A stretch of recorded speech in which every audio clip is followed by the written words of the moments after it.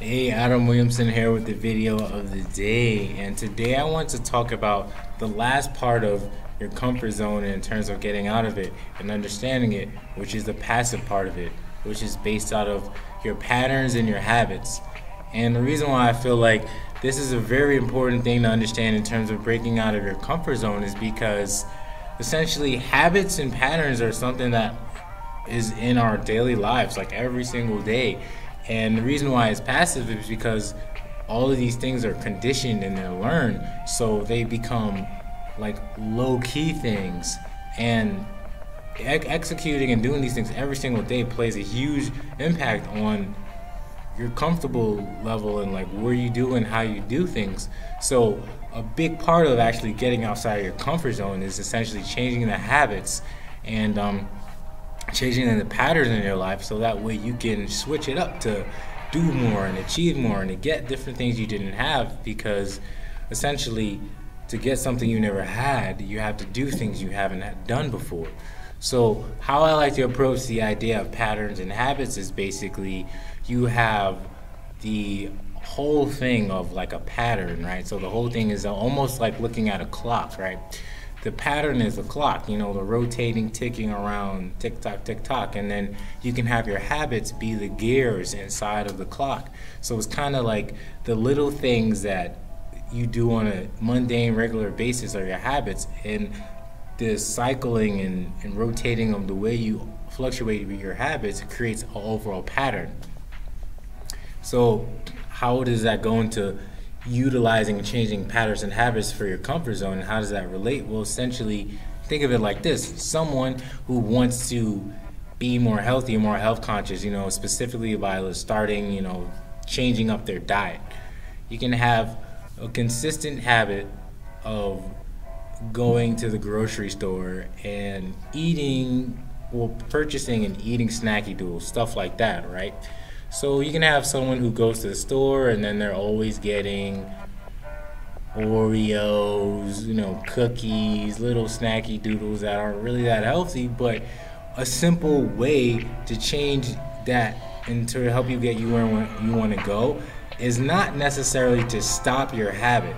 See, a lot of people think that in order to develop better habits or new habits, they have to just stop doing bad things. The way habits work is that you have to replace that bad habit with a good one. It's almost like an addiction in the sense that since these things are reflexive, you're going to feel weird if you don't do it. So you have to substitute things. Just like it's hard to go cold turkey when you've been doing something for such a long time, but it's easier to switch it up. So what you can do instead of, for the example of the grocery store and like with your diet, is instead of buying snacky doodles that have no nutritious value, go ahead and stop buying those donuts and go replace that with, a granola bar or like some type of healthy snack. Like me personally, I like to go ahead and I'll just buy random vegetables and just chop them up and eat it with ranch or something like that, or occasionally stuff like that. You have to switch the bad habits or replace it with your good habits.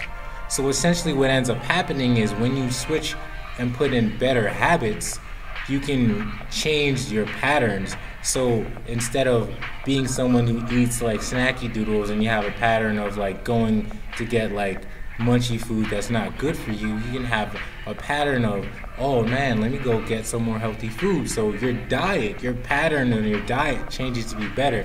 Just as if you think about it, people who are kind of shy and in social settings, they're kind of awkward because they don't ever get to meet people.